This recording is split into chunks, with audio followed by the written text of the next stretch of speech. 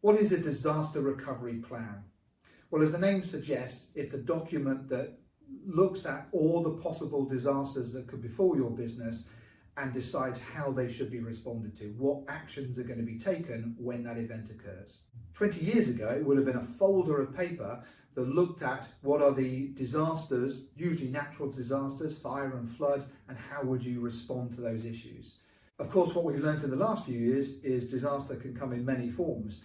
Political events such as Brexit, obviously the worldwide pandemic has turned the world upside down. Recent events such as war and the economic sanctions are also going to impact on lots of businesses. So what we've learned is we don't always know what the next disaster is, which makes it difficult to plan for.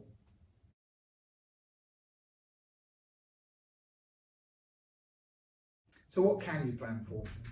Well, IT is one of those areas of business where we do know there is high risk if something goes wrong. Businesses can fall over if the IT systems stop working.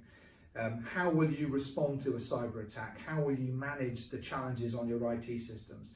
And what we've learned in the last few years is the businesses who have the ability to unplug, up sticks, work from home compared to those who didn't have survived and prospered, whereas those who were stuck in the office or unable to trade have had a really tough time.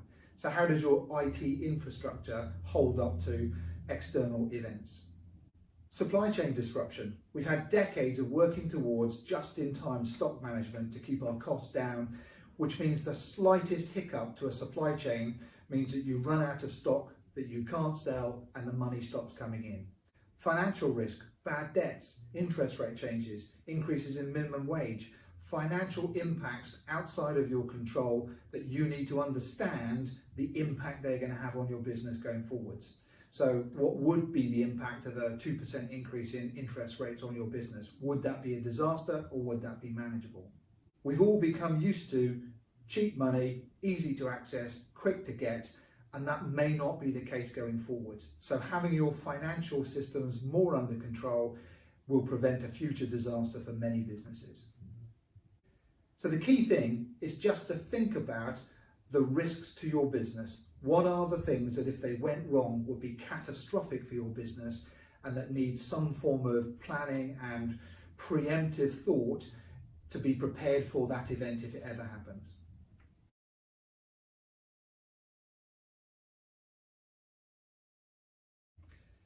So what do you do now? Well, probably the first thing is to change current behaviours. As soon as you start thinking about disasters, whether it's IT or supply chain, you might decide, actually, we should do things differently right now. So if IT is a concern to you, maybe you should take out cyber insurance.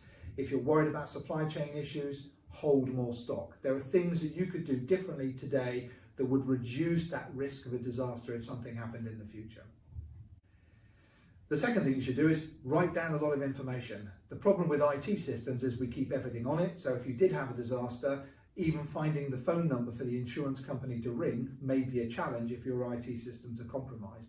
So get a database of the really critical information, the people you need to contact, the bank manager's phone number, all of that kind of stuff in a file, hard copy, that is there if your IT systems are compromised. The third and final part is set up a disaster recovery team. That's the people with the right skill set, the right personalities, who would leap into action if a disaster happened. They're the ones who are problem solvers, they're the ones who are resilient, not the people who are going to panic when there's a problem.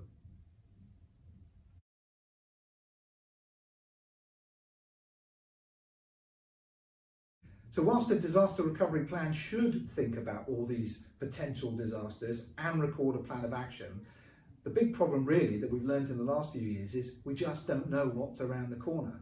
So it's very hard to have a documented plan for something we don't really understand.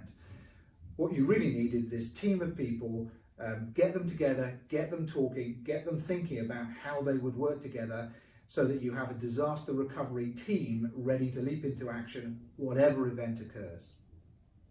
Who should be on this team? Well, you need a people person. You need somebody who's going to keep the team happy, somebody who's going to keep customers happy, suppliers happy, communicate to the bank if needed, someone who's good at handling the soft issues around people, because when people panic, that's when things go wrong. So a people person. You need somebody from IT. There aren't many businesses these days that operate without a significant reliance on IT. Somebody who understands the technical side of things, knows the right people to call, has the ability to leap in and fix the technical problems that come from some kind of disaster. So technology people have got to be on that team. You need somebody who understands the money, somebody from the finance team, somebody who's chasing the debt, somebody who's keeping the bank happy, somebody who's planning the cash flow. Because actually, when there is a disaster, what usually kills off a business is they run out of money. So keeping the cash flowing, keeping it under control, needs somebody on your disaster recovery team who understands the money.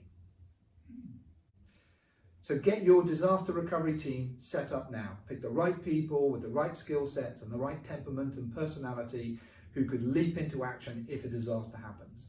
Get them talking now, get them thinking about what those things could be, so that when the thing happens, whatever it is, they're ready to leap into action and they don't panic.